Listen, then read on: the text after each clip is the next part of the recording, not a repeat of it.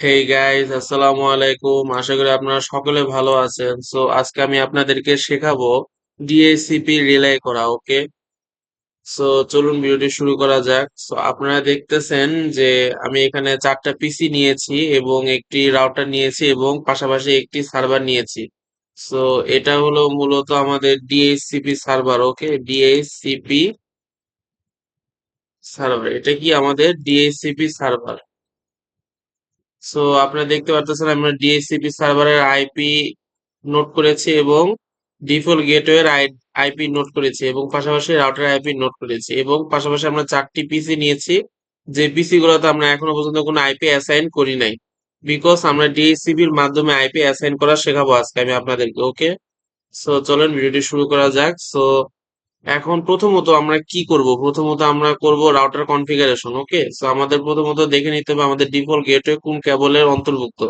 Gigabit ethernet 000 এবং পরবর্তী হচ্ছে গিগাবিট ইথারনেট 001। সো আমরা আগে রাউটার কনফিগার করব। সো আমরা সিএলআই তে প্রবেশ করলাম, দেন এনাবল করলাম, দেন কনফিগ টার্মিনাল করলাম, দেন ইন্টারফেস গিগাবিট ইথারনেট 000। দেন আমরা আইপি অ্যাড্রেস দিয়ে দিব 192.168.10.1, 10.255.255.255.0। দেন আমরা কি দিব, নো শাটডাউন দিব। দেন আমরা ইন্টারফেস করবো গিগাবিট ইথারনেট 001। দেন আমরা আইপি অ্যাড্রেস দিয়ে দিব 192.168.20.1। ওকে, আমাদের রাউটারে যে আইপি অ্যাড্রেসটা ছিল সেটা আমরা দিয়ে দিলাম। দেন আমরা কি করবো, নো শাটডাউন দিয়ে দিব। ওকে, সো আপনারা দেখতেই পারতেছেন এখানে কিন্তু আমরা রাউটারের কনফিগারেশন করা শেষ আমাদের। ওকে, সো আমাদের এখন পরবর্তী কাজ কি, পরবর্তী কাজ হলো আমাদের ডিএসসিপি সার্ভার কনফিগারেশন করা। সো আমরা ডিএসসিপি সার্ভারে প্রবেশ করব, দেন ডেস্কটপে যাব, আগে ডিএসসিপি সার্ভারে আইপি অ্যাড্রেস অ্যাসাইন করব।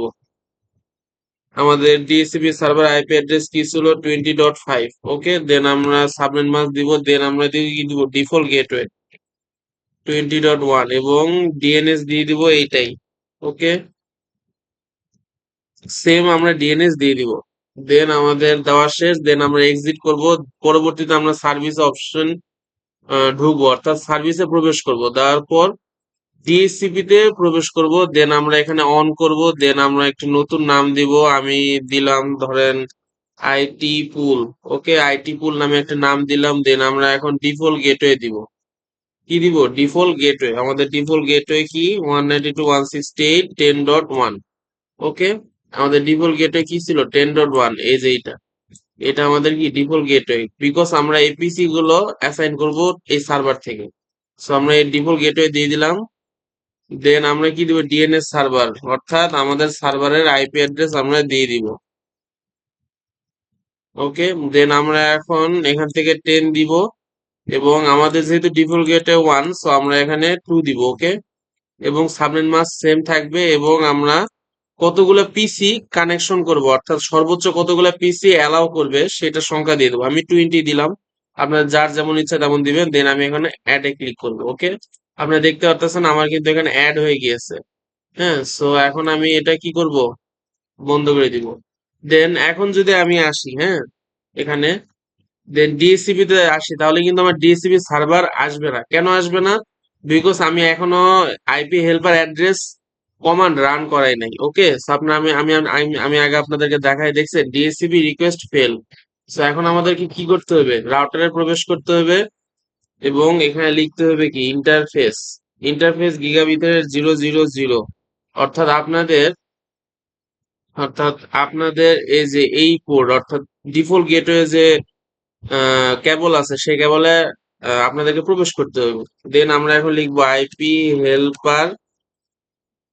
ওকে, আইপি হেল্পার অ্যাড্রেস। দেন আমরা সার্ভারের অ্যাড্রেস দিয়ে দিব। সার্ভার অ্যাড্রেস কি ছিল, 20.5 ছিল। দেন আমরা এন্টার করবো, দেন এক্সিট করবো। ওকে, সো এখন আমাদের যদি দেখেন তাহলে সেই ক্ষেত্রে এখন কিন্তু আমাদের পিসি কনফিগারেশন ডিএসসিপি তে অ্যালাউ করবে। সো আমরা যদি আবার স্ট্যাটিক থেকে ডিএসসিপি তে যাই, এ দেখেন 20.2। আমরা যদি আবার, আমরা যদি আবার ডেস্কটপে যাই, ডিএসসিপি অ্যালাউ করে দিই আগে সবগুলাই, ডেস্কটপ আইপি কনফিগারেশন ডিএসসিপি। ওকে, দেন আমরা আবারও ডেস্কটপ আইপি কনফিগারেশন ডিএসসিপি। দেন আমাদের যাওয়া শেষ। এখন যদি আমি আপনাদেরকে দেখাই, এই দেখেন, দেখছেন 20.2। দেন আবার যদি দেখাই 20.3, এটা হচ্ছে কি 20.4, এবং এটা অবশ্যই 20.5 আসার কথা। হ্যাঁ, 20.5। সো এই ছিল আমাদের ডিএসসিপি রিলাই করা। ওকে, সো আশা করি ভিডিওটি ভালো লাগছে এবং বুঝতে পারছেন ডিএসসিপি রিলাই কিভাবে করতে হয়। সো ভিডিওটি ভালো লাগলে থাকলে আজকে এই পর্যন্ত। আল্লাহ হাফেজ।